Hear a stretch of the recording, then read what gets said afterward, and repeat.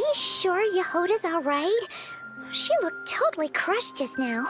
She'll be fine. She's just in shock. But one thing's for sure. The Curatorium's professional standards are beyond question. The fact that she only requested 1 day to prepare says it all. As an apology, I'll ask my animal friends to help her out more often in the future. Also, thank you for being honest with me. It means a lot. Was it really, though? As far as I see it, trusting your family is never wrong. In this case, let's call it a misjudgment. But the truth is, we all make mistakes every now and then. What matters is how we deal with the consequences. So, in return for your sincerity, there's something I'd like to share with the two of you as well. Oh? What is it? Perhaps it is something best said under the moon's gentle light. Would the two of you meet me on Hisi Island tonight? Oh, it does sound important. You're right, there's too many people here. Somewhere quieter makes a lot more sense. Thank you both for understanding. Then let us meet beneath the moonlight.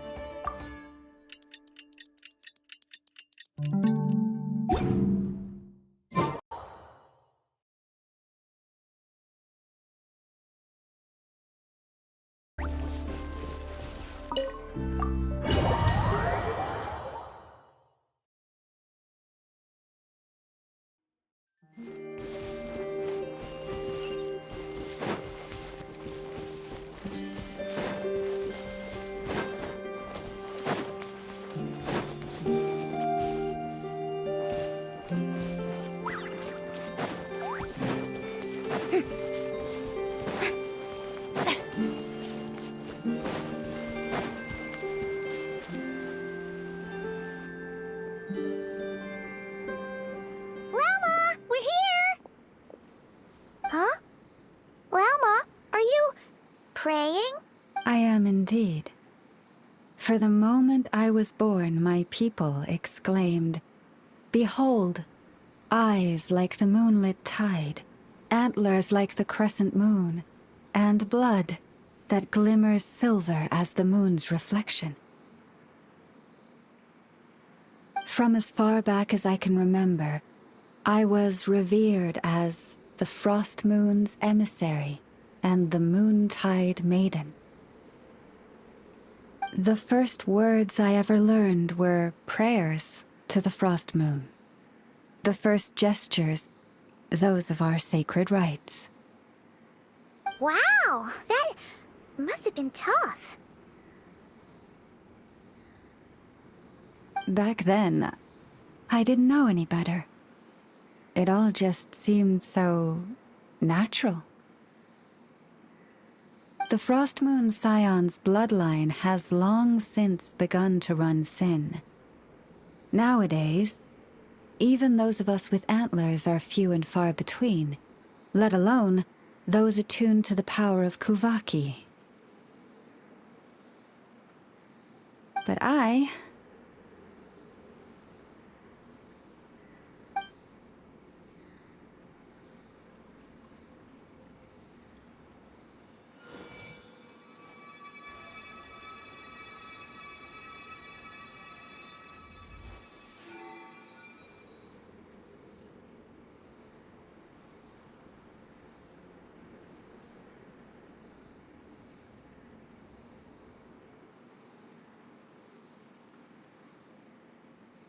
Whoa! Your antlers are so pretty. They say it's an extraordinarily rare condition. Once in a century, if that. I am unusually sensitive to the moonlight, as well as to the Kuvaki's ebb and flow. As a child, I could barely sleep because of it. Oh no! It was that serious? To others, fluctuations in Kuvaki are something you easily get used to, like a gentle tide lapping away at the shore. But to me, that same tide is a towering tsunami, a surging swell crashing against me.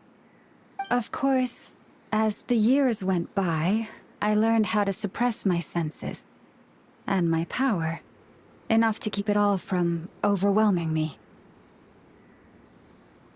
But because of that, I also had to walk the path of concealment. Concealment? From the moment I was first taught to pray, my kin would point up to the night sky telling me, "That, Lauma, is the frost moon, the last of the moons, the sole surviving truth." But I would ask them in response, why? Later, I came to understand that they simply could not tell where the real tide was coming from. They couldn't sense it. The true moon beyond the sky's veil.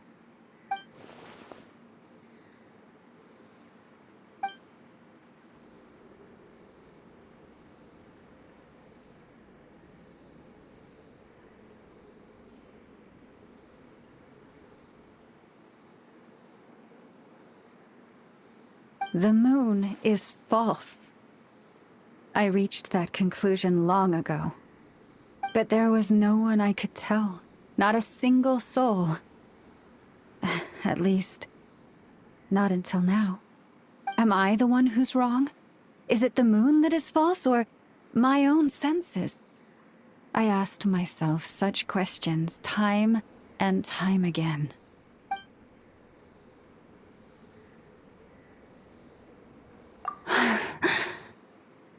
Thank you. When you called yourself a descender, I had a feeling you might be able to confirm what I had always suspected.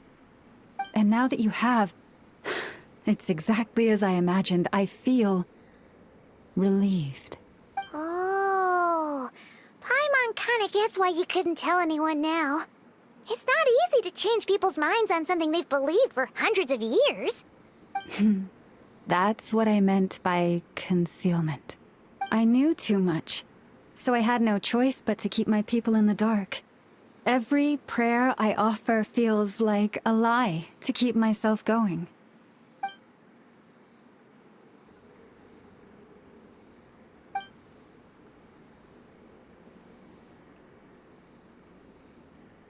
You've already met our Kutar, haven't you? Huh?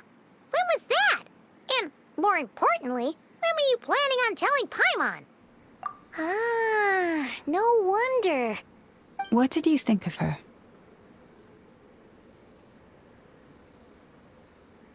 What exactly do you mean by up in the clouds? I understand what you mean. She is quite indifferent to the world outside herself. But I find it hard to hold that against her. Yes, it was shortly after the fall of the ancient moon's remnants. I asked her what the Frost Moon Scions meant to her, and why she left in the first place. Yeah? So, why did she?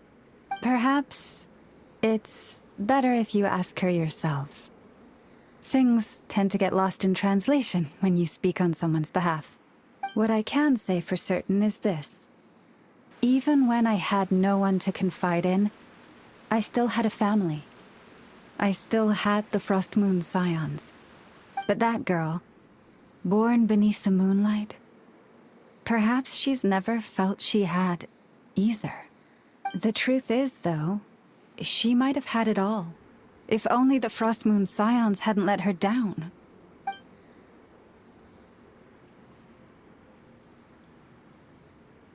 The Frost Moon Scions now walk a path of error. They offer their prayers to a false moon, and to a goddess who can no longer answer them. I want to change all that. But with the Fatui closing in on us day by day, the Frost Moon Scions must stand united, now more than ever. I just need to wait for the right moment. Lady Lauma! Lady Lauma! Cappy? Has Karina's condition deteriorated again? Traveler, Paimon, we'll have to continue this conversation later. We'll come too!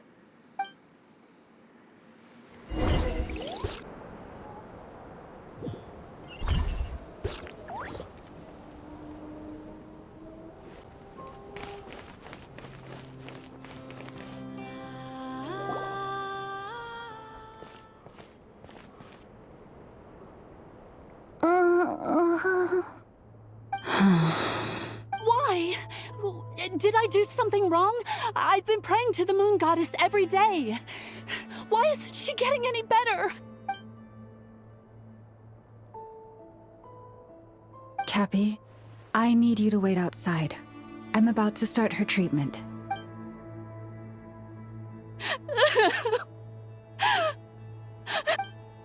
Is there anything we can do to help? Just don't be alarmed by what you're about to see.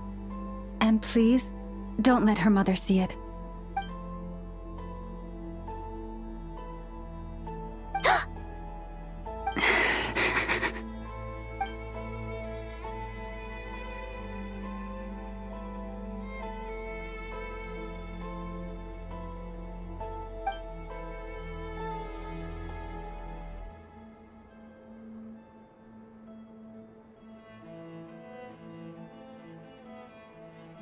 Shh. Please. Help me keep this a secret. She looks much better now. But, Lauma, was that? A medicine prescribed by a local doctor. For ordinary people, my blood has the power to counteract any adverse reactions to Kuvaki.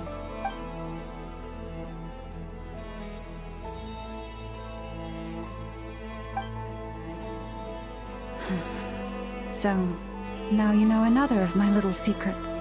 I had hoped to guide the Scions out of error before Karina's illness reached this stage, but clearly, I was too late.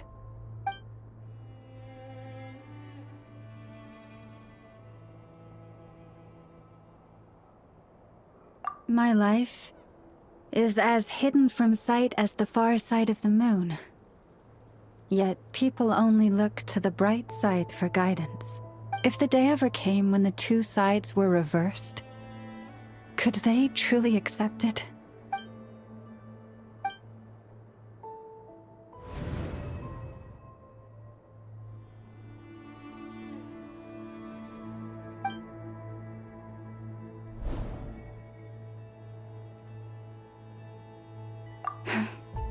Hearing you say that puts my heart at ease.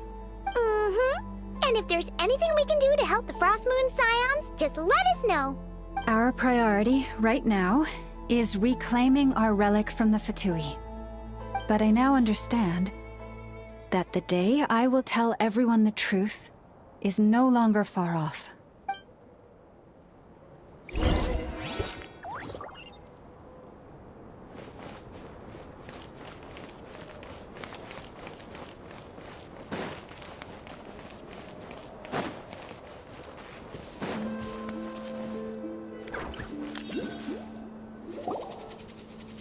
Wow!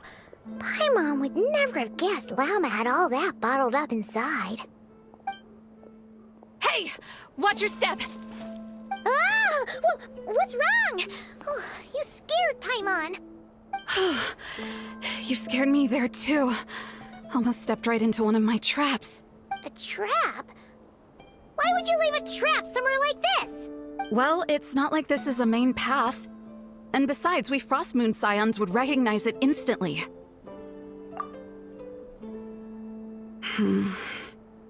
Alright. You don't seem like you're with the Fatui, so I guess there's no harm telling you. Lauma asked me to set up these traps to keep the Fatui at bay. Oh! Come to think of it, their 3-day ultimatum is almost up now. Yes. Hopefully they'll back off when they realize we won't go down without a fight. Oh, you've done a lot for the Frost Moon Scions too, just like Lauma. Philomena? It's nothing. I was just wondering if any of this is really worth it. What do you mean? Our people. So many are stubborn, stuck in their ways, clinging to a truth they refuse to even question. Do they really deserve everything Llama's doing for them? Afraid. Huh. I suppose. Maybe you're right. No. I shouldn't be saying this. Just forget it, okay? Bye. Huh? Why did I say all that? Or really, why am I still doing any of this? Either way, this will be my final night with the Frost Moon Scions. Wow, she sure took off fast. So, are we heading back to the flagship for a break, or what? Wait, you're not thinking of visiting that damselette up in Cloud Cuckoo Land, are you? Huh, given who she is, pushing her won't get us anywhere. Hey, why don't we... Let's bring her something tasty. If she doesn't want to talk, we'll have to win her over with food. Hey, no harm in trying. At the very least, it shows we're trying to be friendly. Let's see. How about Ineffa's 9.12 out of 10 berries and fried meat, the Frost Moon Scion's boon of the day, and one of your signature dishes. Your choice. Should be a good mix of meat and veggies. There's bound to be something she likes. Alright, it's been... Alright, food's packed and ready. This is the place, right? Why does it feel like we're going to visit a patient? Oh, no. Take this seriously, Paimon.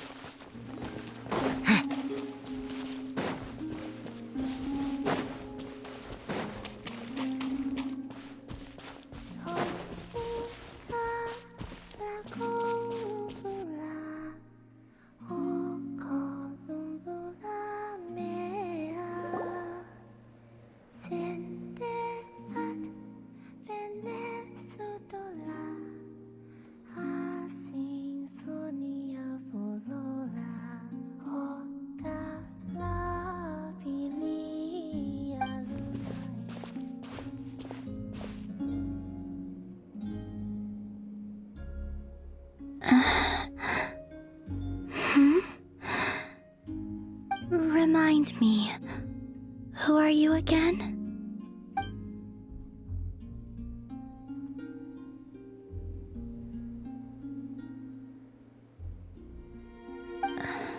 A different one floats by your side today.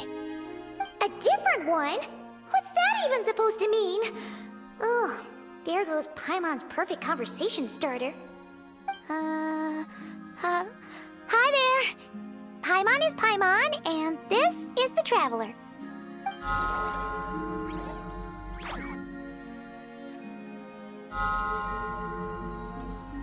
Oh, there you are.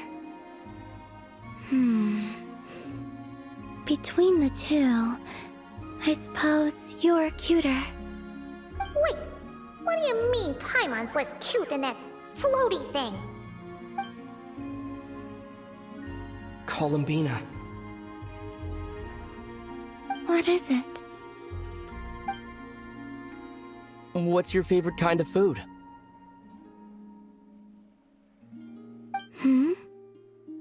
Is this a treat? Or an offering? Let's go with treat. Anyway, this is all the travelers cooking, so please, help yourself.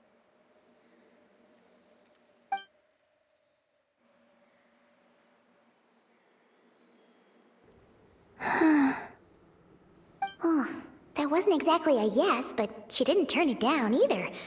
What could she be thinking?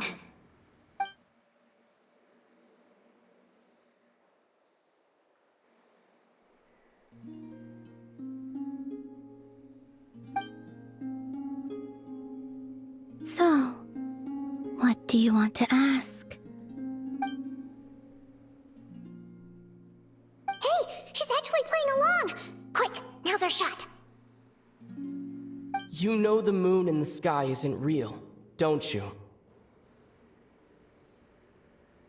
I know there is only one moon in the sky.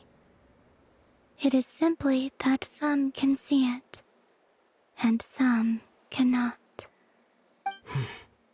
What does it mean to you?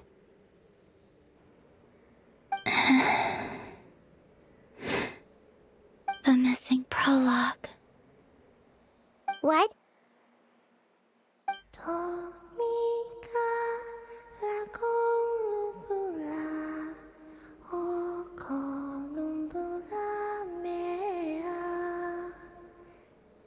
Huh? What does that mean? Isn't she going to explain herself? Can you tell me more about that melody? You were humming it last time, too. It must be important to you.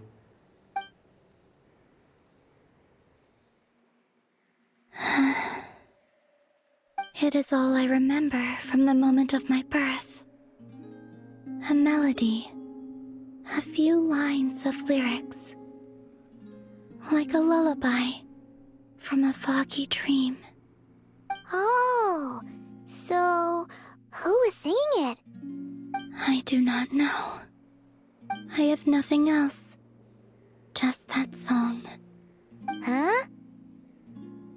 And the Frost Moon Scions who found me. They had nothing either, but hope. Before I even knew what was happening, they were already calling me their goddess. And I had no reason to decline. Like two lost infants unknowingly exchanged, I adopted their faith. And in return, they adopted me. But my adoption drops you into the story halfway through. What came before was scribbled onto the wrong pages, never even bound into the book. That sense of something missing only served to nurture their greed and doubt. And thus, I came to realize that this place was never truly my home. Greed and doubt? O Moon Goddess, forge weapons for us, drive out our enemies, and expand our lands. O Moon Goddess, heal our wounds, ease our suffering, grant us strength.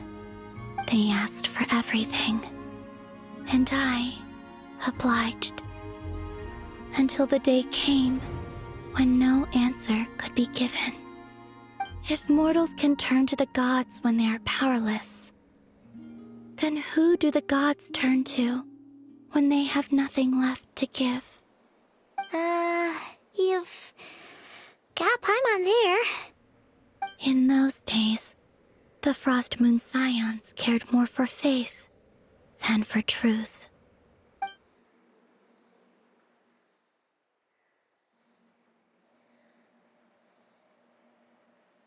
Reality rewrote the sky in words I could not understand. I did not want to read a tampered version, so I simply stopped looking.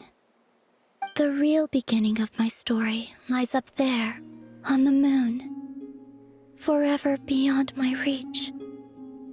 Like a message carved for blind hands, sealed away where no fingers can find it. Huh. So that's how it is.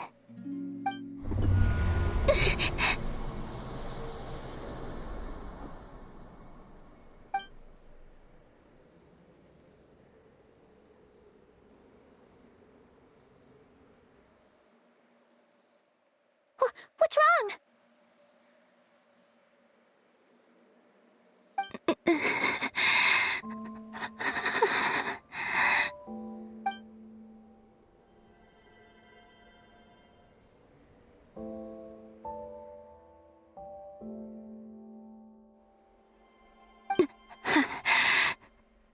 You should go.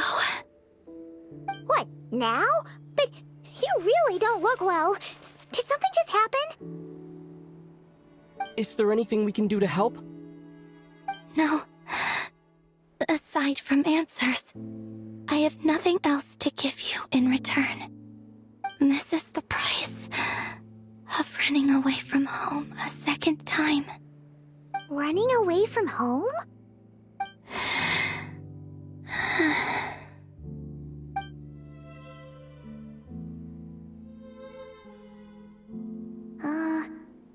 Is she heading towards the food?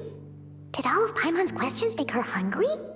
Do you still have many questions? I know I should offer more in return for your kindness, but I'm feeling a little worn out. Oh, we're so sorry about that. But Tsaritsa was right. Freedom always comes with a price. She said I could treat the Fatui as a second family, a second home. But in the end, they were no different. All they wanted in truth was my power as the moon goddess. I'd rather not dwell on such unhappy memories.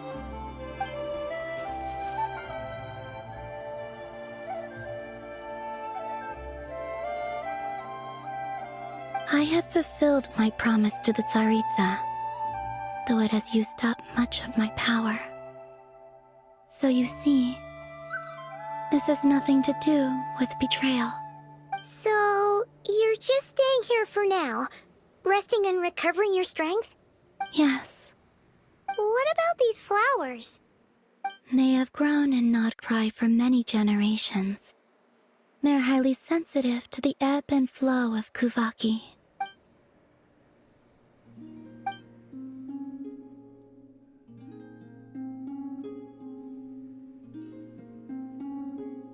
At times, I thought about using that relic the Frost Moon Scions had hidden away.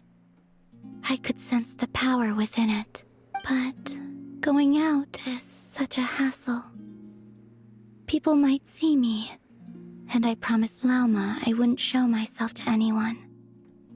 Besides, I know it's gone now anyway. Really? Lauma asked you to stay in hiding? Uh-oh, she's looking back at the food again. But Paimon still got some little crumb cupcakes here. You could have these for dessert if you wanted. Lauma said she wishes to change the Frost Moon Scions, which is why she asked me to stay out of sight. I don't really understand what she meant, and to be honest, it's not something that concerns me. But I wasn't planning to see anyone anyway. If they found their way here themselves, that's hardly my fault.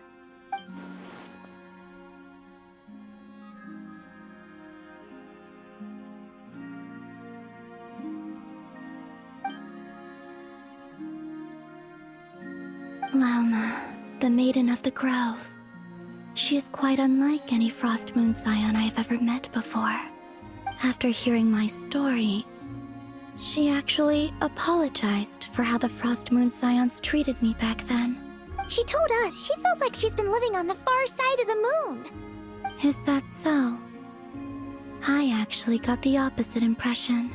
She's been keeping her true power hidden away, afraid that people might be dazzled by its brilliance. and that they'd no longer be willing to look her way.